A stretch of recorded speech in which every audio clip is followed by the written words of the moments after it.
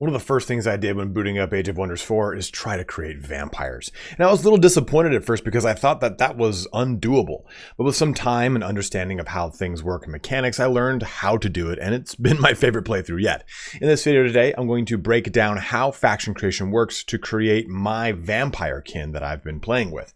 Of course, the game is really about choosing what you enjoy the most, not what I like. So please make sure you use this as more of a guideline to create the vampires you have in mind, or I mean just copy mine, but whatever works for you.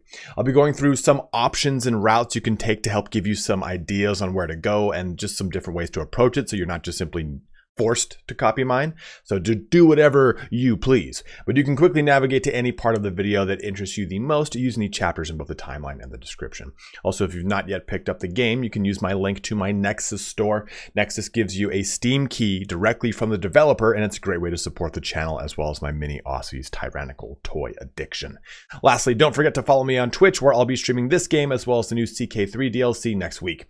Let's get started here though on how to make vampires in Age of Wonders 4. So here we are, right in character creation or faction creation, and form is really going to be up to you. I'm going with kind of a classic style of vampire. I'm basically recreating the Castlevania vampire, Dracula from Castlevania more or less. So we're going human here. Now for body traits, you can go fast recuperation to kind of like say, oh, you're regenerating damage, but I went with quick reflexes because we'll be choosing the dark culture. The dark culture does have a lot of melee units, especially their first one, which is a shock troop. So this helps them stay alive in ranged combat, and quick reflexes, fast. That's a vampiric thing, right? Conversely too, if you want to go more magic themed or more range themed vampires, keen-sighted is a really good one as well. And strong is a very strong one as well because they're just flat out increasing your physical damage as well as your range damage. For mind trait here, we're going to go with ferocious. Now, the reason I like ferocious is that, I mean, again, it's very vampiric in the sense, look at those big fangs on the thing. How's it not? But the reason I like ferocious here is because I think it's also one of the best actual mind traits, because you're dealing 40% additional retaliation and opportunity attack damage. It's a really good one because you're going to be up close and personal with your shock troops, with your actual hero, and with any other characters such as your dark knights, which you get in dark. So I go ferocious. Some other things you can do though, stuff like fast initiative because you're moving really quickly. You can think that. If you want to go arcane focus, again, this is really good if you're going with kind of a magic style of vampire. So we'll go ferocious. Now, you can go any of the other cultures. The reason I'm going dark here is Cull the Weak. So Cull the Weak does 20% additional damage to units that are weakened, and there's a lot of ways you can apply weakened as dark. In addition, attacking units with weaken grants the unit regeneration. So that's kind of where my head was at, right? Like, I'm trying to get as much health regen while doing damage out as possible, and dark just made the most sense to me. And then as far as our society traits, ritual cannibals, you can't ignore it. You can't ignore it for two reasons. One, you're a vampire. Two, corpse eating is actually a stupid strong trait. So take a look at this, right? It says the little blips that are just navy blue, there's no white in them. That denotes that it doesn't take an actual action point to do it. So you do corpse eating first, and then you have your unit move or attack or shoot or whatever. It's a really, really good society trait. Also, the nearest city owned gains 3 mana and 3 food per tier of non-magic origin units killed or lost after successful combat. So it allows you to kind of really get a lot out of killing things. Then I go with Scions of Evil because I get shock units and shield units have 1 rank. I don't get any shield units as dark by default. There are ways to get them through tomes, of course, but I just feel like this really fits into the aesthetic we've built here. We're going really heavy into evil, and also we get a bonus to our shock unit, so I do really quite like this. Getting an additional draft too does help out. Now moving here into tomes, you can go any route you want, but Tome of Souls is how you should go. And the big reason behind that is it's what unlocks the ability to give you to allow you to harvest souls. And harvesting souls is a cool thing because you can then summon your additional golems, your skeletons, you've got your banshees, your reaper. You can then use those souls to reanimate people, you know, like kind of giving them the kiss of the vampire, turning them into vampires. So Tome of Souls is too not aesthetic, is too thematic. There we go. To pass up. And I'll talk about the latter portions of this, but really this is important because you want to get to Whiteborn, which turns everyone into undead and gives them health regen. Also, too, you get some cool abilities over here, which we'll talk about, like Soul Harvest. Whenever you kill people in battle, you're granted souls, which is huge, and Soul Collector, which makes it so you can inflict Soul Bound to get even more souls. It does, well, I was going to show you. Oh, that's the button. This guy right there, he also has a way to do a Soulbound too, so there's a lot of ways to get souls quickly.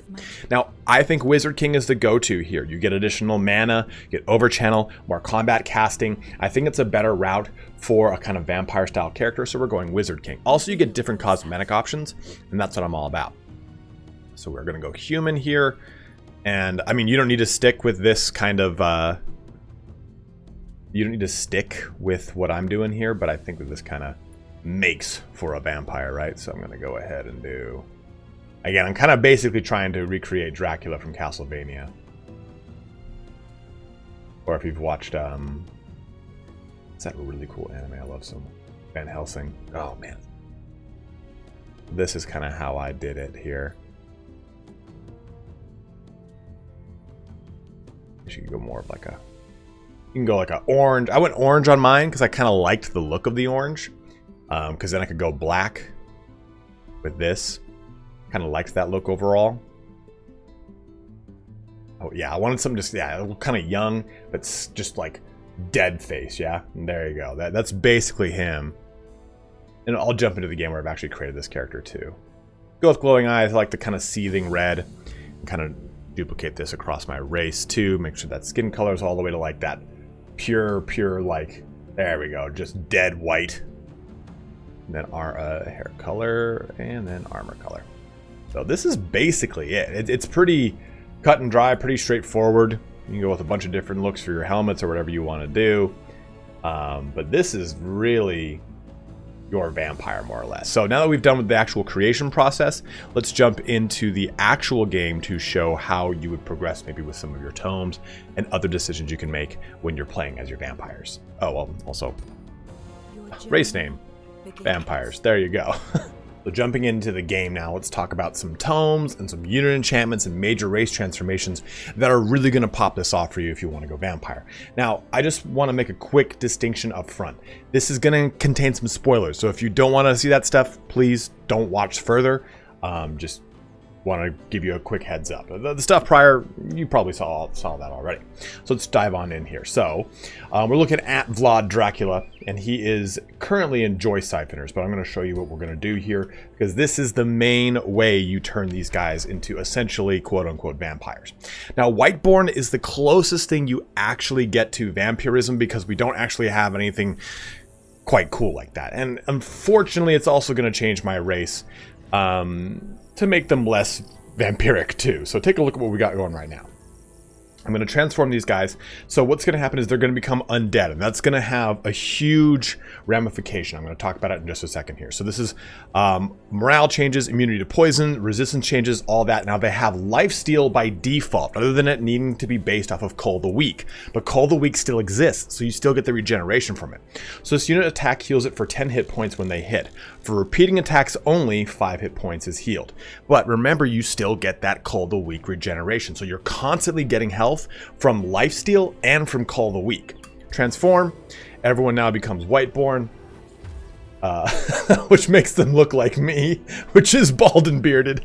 But essentially now they all turn into whites. Now I wish you could make them straight up into just vampires, but still, this is the closest thing you're going to get right now. And it did do it to my ruler. There was a little check mark that I could have done to remove it from my ruler, and I probably should have, but for the constraints of the video, I just pressed the button. It's not a big deal. I can reload it. It's no big deal. But here's why this is so important. Because now you have, and we're going to talk about tomes in a second here, but you have this ability right now. Restore 20 hit points of all undead units in a target-friendly army. It's a very cheap cast. It does cost 15 souls, which can be either good or bad depending on your soul income, but it's a great way to just get a lot of healing onto your guys when they're on the world map. That's huge. In addition to, if you are the dark culture and you're going into the Soul's tomes, dude, look, she looks great. You also get the Necromancer. Let me actually just go look at a Necromancer. I think my main guy's got one. So the Necromancer has some great abilities. Raise undead, which is cool. You raise up on some undead and some zombies. That's fine and all. But the big thing here is strengthen undead. So now that your entire race is undead, you get this ability to give them 2 strengthen, which gives them 20% additional damage, and you give them hastened, which gives them fast movement, turns their movement from 32 to 48. So it allows you to move around the battlefield much faster. So that's just some basic stuff when it comes to some unit enchant, or the major race transformation that really kind of ticks off that box for vampirekin, or vampires for that matter. But let's go over here into my tomes. Now you have all the tomes you can access, right? I'm going to look at the tomes I've currently have unlocked now, and we're going to talk about some ones that you can go into in the future. Tome of Souls is where you're going to start off, but a really good one to pivot in the very beginning of the game is Tome of Pyromancy. This will give you Searing Blades, which gives you some fire damage and a chance to initiate burning on things, as well as fiery arrows, because Dark Culture has a lot of ranged units. So you get those 2 really good, strong units right there. You can go with the Pyromancer too if you want to get a good early damage Battle Mage unit. But those really good tier 1 tome that really complements the Tome of Souls quite well. And you also get searing weapons that you can put that same fire damage onto your actual character. And Tome of Souls obviously has that Soul Collector. Now, into Tome of Necromancy, which is probably be your first pick into tier 2, is pretty crucial, because you get Restore Undead, which is that heal I talked about, Necromancer, which is again that unit we talked about, but you also get Necrotic Magic, so that you can make it so all of your Battle Mage and support units cause decaying, which is basically a perpetual blight damage per turn, and also they cannot regain hit points. So it allows you to really do a lot of damage over time and prevent your enemy from recouping health. Also, the biggest thing about Tome of Necromancy is this, the Soul Well. So this is a special province improvement that's going to grant you 3 souls. So you basically want to make sure that you get these out in every single city you've got access to, because it gives you quite a bit of additional souls that you constantly need. Also, Unholy Leader here makes it so that while Army Leader, non-hero undead units in the army do 10% more damage. Again, you're trying to stack up as much undead stuff as you can. You also have a cool wombo combo here with Raise Zombie and Rotting Explosions, because you can actually destroy those zombies. Furthermore, your Necromancer can summon up, can raise undead of your dead units and turn them into zombies, and then you can blow those up as well. So you can be a Necromancer from Diablo 2. Tomb of the Doom Herald is something I just kind of chose to push myself into tier 3, but the Summon Banshee is actually quite good. Again, this is a really nice unit. It is ethereal though, so keep that in mind. As I hover over this, it says ethereal. And on top of it, it has this Wail of the Banshee, which is really good to put Weakened on things. Weakened is, of course, a really great way to give us Cull the Weak mechanic, right? Trigger that off as best as you can. Tome of Souls also has... Where is it? Oh, you start with there's a spell from Tome of Souls that you start with that allows you to trigger Weaken on a 1 hex radius, and you want to use that as much as possible. And into your Tome 3, you get the Tome of the Great Transformation. This is where you get Whiteborn. It's the one thing you've got to focus on the most, because it's what gives you that undead unit type and lifesteal. It's very, very crucial. Also, Fetid Legion is very good because it gives you additional hit points, and everything around you gets weakening aura, so they get weakened, thus triggering Cull the Weak again. That you're getting that 20% damage or buff, and you're going to be able to siphon health from them. So it's a really great way to get just auto weaken on things. You don't need to cast it anymore. You just move your things into close combat and they automatically get it. And you get that same aura for your character itself, right? So very great ability there that actually gives you a lot of great utility. Now, outside of the tomes I've got, going into Shadow Affinity, the Cold Dark is okay. And Cryomancy, they kind of play together, and it just wasn't the focus I had in mind for this. You can go with Cryomancy instead of Pyromancy. It's entirely up to you. I just wanted to add a little I wanted fire weapons. It's really why I did it, to be totally honest. But you're going to go into, I would skip Tome of Oblivion and go Tome of the Reaper, because the Reaper here is undead, and that's pretty crucial, and is a really high damage dealing unit, and you get greater corpse consumption here that you can also give to your character. This gives you 40 hit points and 3 strength, and that's 30% additional damage, and Finger of Death outright kills things, or has a 60% chance to outright kill things, or do 45 frost damage if it doesn't. You also get greater reanimation, so you can resurrect units and have them become undead.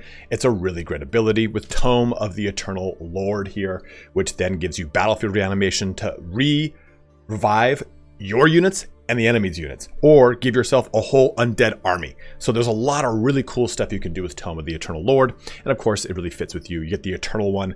When this hero unit is killed in battle, after 2 turns, it comes back to life with 35% of its total health, and can be used any number of times. Does not function if all other units are dead. So a really awesome mechanic there. Outside of Shadow Affinity, I think you really want to pepper yourself into Chaos Affinity quite a bit. It's very fun. It's very cool. I like Tome of Pyromancy, but Tome of Revelry is also very good. And I was really trying to blitz Shadow, so I didn't dive into this. And I looked at it, at taking it in the beginning, and I didn't. But Blood Fury Weapons is very good because it gives you strengthens. You're going to give, it's going to give you the ability to really stack up quite a bit of damage when they kill a unit. So stack this 5 times, have things kill things, and boom, you're there, you're good to go. Also, you get melee and physical attacks gain additional 2 physical damage, and it applies to all the units you have in your army in spades, which is quite lovely. You get Reveler's Triumph here. While army leader, all non-hero units in the army gain 20% crit hit, which is it's just also just very nice. You get the Scald too, which is okay. See, the problem with this game is you're limited to 6 units in your army, and I'd rather use the Necromancer or even my own Warlock in the Dark Path, the Banshee or the Reaper before I'd want to jump into the Scald here. The Scald's not bad at all. I would much prefer the other ones, but Blood Fury Weapons is the nice thing to choose from the Tome of Revelry. And then in Tome of Devastation, you get stuff like the Flame Burst weapons, which is crit damage and also additional fire damage. Leash Warhounds is really good for siege projects, but Warbreed is a really nice, good shock unit that does a ton of damage. That thing is a absolute beast. And it's going to also benefit from giving corpse eating because that is a racial trait of yours, which is lovely, quite lovely. Now, you can go really spicy into tier 4. Where you get the ability to become vampire demons if you want. You go to Demonkin, but you can't really, because remember, you're only allowed 1 major race transformation and it's permanent. So you're going to choose Whiteborn or Demonkin if you want to go into the Chaos Affinity route. And also keep in mind too, you're only allowed 1 tier 5 tome. So if you choose this over the other one in Shadow, it's going to completely kind of change the gameplay and the theme of the army, but I just wanted to give it as an option here for you. But Summon Balor is really quite awesome. Call forth Avatar of Chaos, which basically duplicates your ruler. All sorts of fun stuff here. So hopefully this gives you a really good idea of how you can actually make a very fun vampire army. Go hard in the paint on Shadow if you want. Sprinkle a little bit into Chaos. There's also really cool things you could do into nature, jumping into Tome of Vigor to make things super growth. So they have more retaliation and they're huge. Whatever you want to do. But definitely I think that you really want to focus into a big Shadow Affinity, pulling all the things that you can into really benefiting being undead and getting as much healing and damage as possible, and then maybe peppering into Chaos Affinity as needed. But if you have any questions or you need any other recommendations on things that you want to do for your own vampires, go ahead and let me know in the comment section below, or recommend some different tomes for people that are making their own vampires. If you want to see more of these kind of quote-unquote faction build guides, whatever it is, go ahead and let me know too in the comment section below. I've got a couple ones in mind for some Elder Scrolls races, some Lord of the Rings races. Everyone's been doing Warhammer races out the ass, so I don't really want to touch those anymore. But by all means, guys, let me know in the comment section what you want to see, and I shall provide it for you. But as always, have a good one and take care.